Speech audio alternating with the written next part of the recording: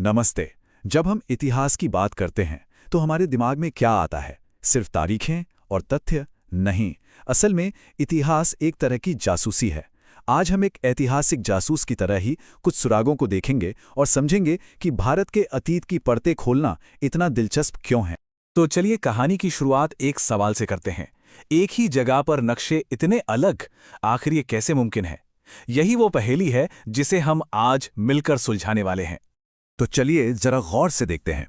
बाईं तरफ है 12वीं सदी का नक्शा, जिसे 1154 ईस्वी में अरब भूगोलवेत्ता अल इदरीसी ने बनाया था, और दाईं तरफ लगभग 600 साल बाद बनाया गया 18वीं सदी का नक्शा।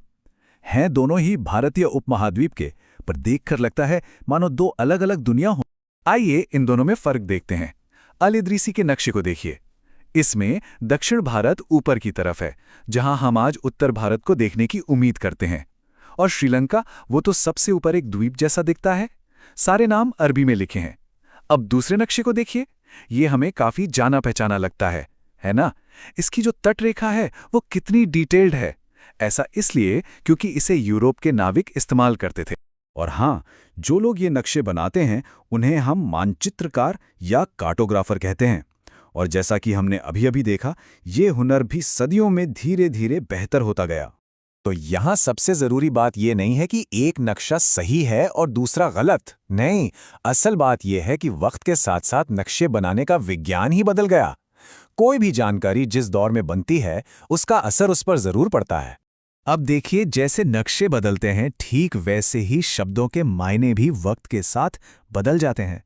तो चलिए अब नक्शों से हटकर जरा शब्दों की दुनिया में चलते हैं और देखते हैं कि भाषा हमें कैसे उलझा सकती है। मिसाल के तौर पर हिंदुस्तान शब्द को ही ले लीजिए। 13वीं सदी में इसका मतलब था पंजाब, हरियाणा और गंगा यमुना के बीच का इलाका। ये एक पॉलिटिकल टर्म था।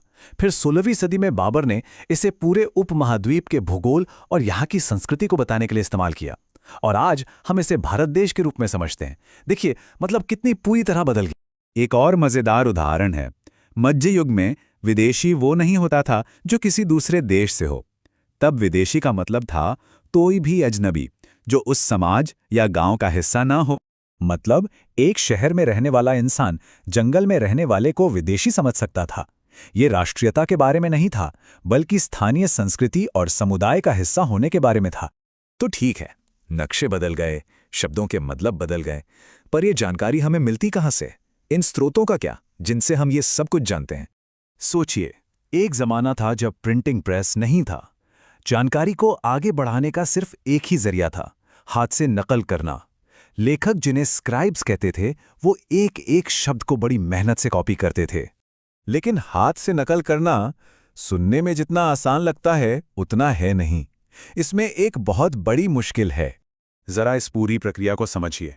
मान लीजिए एक लेखक ने मूल किताब लिखी। अब 100 साल बाद किसी दूसरे लेखक ने उसकी नकल की, पर गलती से एक शब्द या एक लाइन बदल दी। फिर 100 साल बाद किसी तीसरे ने उस बदली हुई कॉपी की नकल की और अपनी तरफ से एक और छोटा सा बदलाव कर दिया, और बस सदियों तक यही सिलसिला चलता रहा। अब आप सोचिए, जो आखिरी कॉपी हमारे पास पहुंची वो असल किताब से कितनी अलग हो चुकी होगी।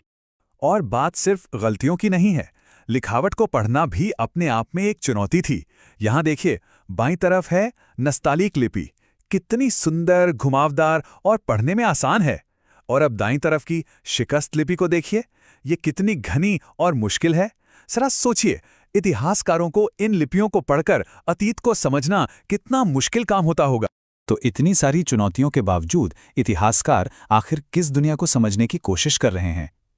ये कोई ठहरी हुई दुनिया नहीं थी। ये एक ऐसा दौर था जब हर तरफ जबरदस्त बदलाव हो रहे थे। जैसे कि ये देखिए, पर्शियन व्हील यानी रहट। ये एक नई टेक्नोलॉजी थी जो इसी दौर में आई। इसके आने से सिंचाई का पूरा तरीका ही बदल गया और खेतीबाड़ी में एक क्रांति आ गई। और ये तो बस एक झलक है। 700 से 1750 ईस्वी के बीच क्या कुछ नहीं बदला। चरखा और लड़ाई में बारूद जैसी नई टेक्नोलॉजी आई। आलू, मक्का, मिर्च, चाय और कॉफी जैसे नए खाने पीने की चीजें हमारी जिंदगी का हिस्सा बनी। राजपूत, मराठा और सिख जैसे नए सामाजिक समूह ताकतवर हुए। और तो और हिंदू धर्म और इस्लाम दोनों में ही बड़े बदलाव और विकास हुए। मतलब ये एक ऐसी दुनिया थी जो हर पल करवट ले रही थी। तो सवाल ये उठता है कि इन सब चुनौतियों के बीच बदलते नक्शे, बदलते शब्द और अधूरी या बदली हुई कॉपियां, एक इतिहासकार आखिर करता क्या है? और इसका जवाब ही सबसे जरूरी सबक है। इतिहास का अध्ययन सिर्फ तारीखें रटना नहीं है, ये एक जासूस की तरह सोचना है, सबूतों की जांच पड़ताल करना है और ये समझना है कि अतीत की कहानी को आखिर जोड़ा कैसे गया है। इसका मतलब ये है कि इतिहासकारों को बहुत सावधान रहना पड़ता है। उन्हें हमेशा ये ध्यान रखना होता है कि कोई भी जानकारी किस माहौल में, किस संदर्भ में लिखी गई थी। उन्हें हमेशा पूछना पड़ता है, ये किसने लिखा, क्यों लिखा और किसके लिए लिखा। तो एक ऐतिहासिक जासूस की तरह सोचने के लिए ये रही एक छोटी सी टूल किट। पहला, हमेशा संदर्भ पर सवाल उठाएं। दूसरा, ये समझें कि वक्त के साथ शब्दों और प्रतीकों के मतलब कैसे बदल जाते हैं। और तीसरा, और सबसे जरूरी, कभी भी सिर्फ एक स्रोत पर भरोसा न करें, हमेशा अलग अलग संस्करणों की तुलना करें। और अब आखिर में एक सवाल आज के जमाने के लिए। हम डिजिटल एडिट्स, डीप फेक और डिलीटेड पोस्ट्स के दौर में जी रहे हैं। जानकारी को बदलना, मिटाना चुटकियों का खेल है। तो सोचिए, आज से सैकड़ों साल बाद भविष्य के इतिहासकार हमारी असली कहानी कैसे ढूंढेंगे? ये एक सोचने वाली बात है ना? हमारे साथ जुड़ने के लिए शुक्रिया।